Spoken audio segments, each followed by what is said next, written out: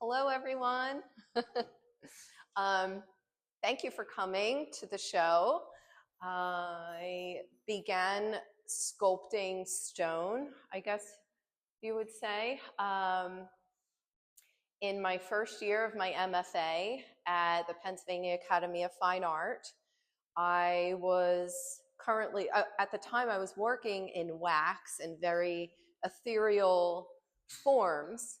And I was also practicing meditation. And during that time, I kept saying to a critic of mine, I don't know why, but there's this voice inside of me that keeps saying, what if that was in stone?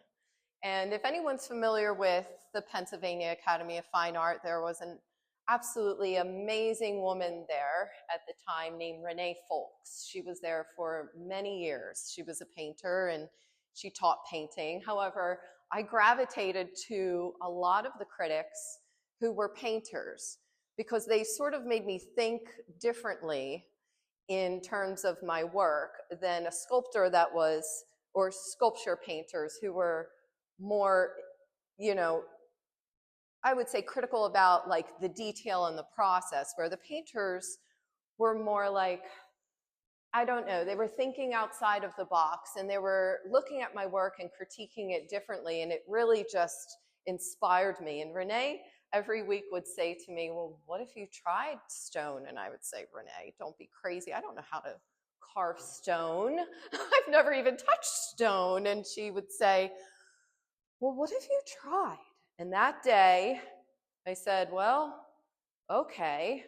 So that was the day that really turned my world upside down. I went to a local stone quarry and I said, do you have any stone that I can just play with? And I don't know what I'm doing, but any remnants or anything? And the guy said, there's a big dumpster full of remnants in the back.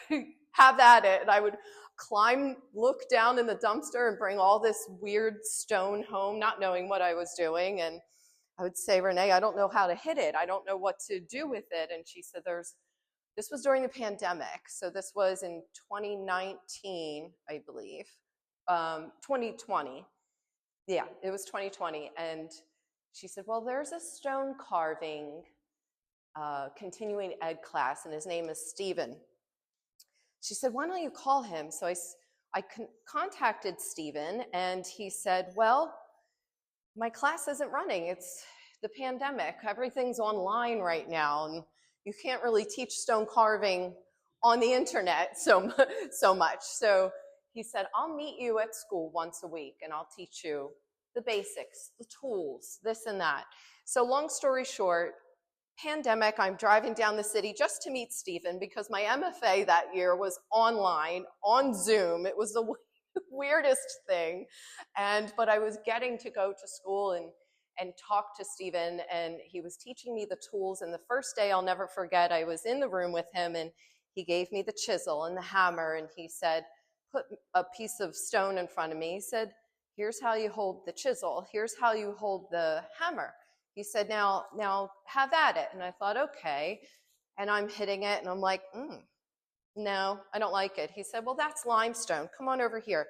And he put another piece of stone in front of me and he said, try this. And I'm hitting it and I was like, oh, I don't know. I don't like it. And I was like, maybe this isn't for me. And he said, come on over here.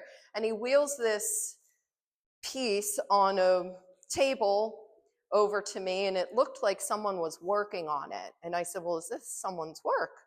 And he said, no, this student has graduated and left this here. People do that all the time. And he said, have at it. So I'm hitting it, and all of a sudden, he walks out of, I notice him walking out of the room, but my focus is on the stone, and I'm hitting it, and I'm like, ooh.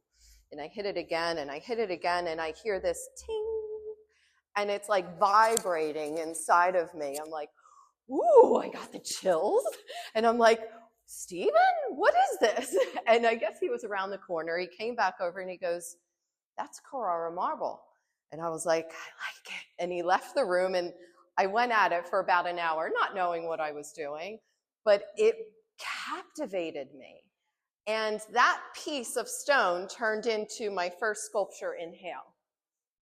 I wanted to take what I was doing in wax and try to make it in stone. And what I was doing was very thin and almost completely impossible to carve in stone, but I somehow came out with that piece. And then I wanted to understand why Carrara and why marble and what is this thing that I feel inside of me when I'm hitting it, when I'm carving it. It's soft, but it's so hard, and all of these contradictions. So in speaking with Stephen, he had said, well, why don't you go to Carrara? And I said, go to Carrara? I said, that's in Italy. And I am Italian, but I had never gone to Italy before. And he said, well, maybe you should. And I wrote for the Desner, which was a grant that PAFA was giving out to people. I wrote this long, please send me to Italy to study marble carving and let me research my roots, and this beautiful thing that my husband helped me rewrite 1,000 times, and I didn't get it. And my husband said, I think you really should go. And so my husband sent me to Carrara. And there's this tiny little town called Pietrasanta. The more people I spoke to, the more I learned. So Pietrasanta is essentially where all the stone carvers have been for generations after generations, learning from their fathers, fathers, no mothers really, but, and I found a few artists that were willing to take me in and let me learn with them. So I learned a few different techniques, one of them being the pointietta machine, which is, when I was there, I carved this sculpture, the torso. Now, this is a replica, and what the pointing machine essentially is it's this tool. So I had a Venus, I guess you would say, made in plaster, and we would put the tool and set it up for different points. We would measure the furthest point, which was the nose, so to speak. Well, for her, it was the chest. And then I would bring my machine over to my block of stone, and I would bring the needle in and out knowing, okay, I need to go this deep. And this isn't something that you can learn in America. Really, only a few stone carvers know how to do it, and they only learned it in Italy. So I studied this technique. That is where, and during this technique and study, I learned the Italian way of carving. I learned all of these tools that, yes, a lot of them are here in America, but they're made, a lot of stone carvers in America get their tools from Italy. And I learned their processes, their understanding, their working with the stone, knowing that, well, you can come to a stone and you can carve what you want, or you can allow the stone to breathe, allow the stone to tell you what it wants to be. And that's something that's difficult for an artist. An artist wants to approach a work and make it what you want it to be. And a lot of times I had to learn that, for example, these two pieces, after I carved the torso and I came back to PAFA for graduation and to finish my last semester, this I wanted to be one large piece, one very tall, large alabaster work. And alabaster is a very different stone, but while I was carving over here broke off. And I'm carving over here, and I'm like, what is happening? And I'm carving over here, and another piece broke off, and I'm like, oh, I don't know. But look what happened. I wound up with two beautiful sculptures of flowers that when the sun hits it, it illuminates because of how the stone is compromised. And also, while I was studying Carrara, two things I skipped out on. Because meditation was such a part of my practice and process, I would say carving stone is meditative in itself. It's like when you're carving, I sort of zone out. I don't know where I am. I haven't eaten. I haven't gone to the bathroom. I haven't, like, time just flies. And also, when I meditate, I think about the breath, inhale and exhale, and that is how I get into meditation. So it's almost like the process is the outcome and the outcome is the process. So over here we have the inhale, which is a form that came to mind while I was breathing and meditating, and the exhale, which is another form that comes to mind, and the idea of the exhale leaving the body and then the inhale entering the body. And that energy, sometimes I finish working and I'm like, I step away from the stone and I think, I did that? And it's all like I had to research that a little bit deeper. Like I don't feel like I just carved that. Like I don't feel like I did. I feel like it's a different energy around me. And that's where chi came from. And the idea of chi energy that flows around you, flows inside of you in the universe. And we're all a part of that. So that's how I named this work that is called chi.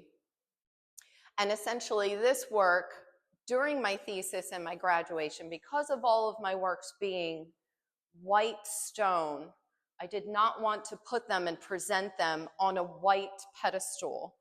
And so what I wanted to do is present them on wood and something that is also nature.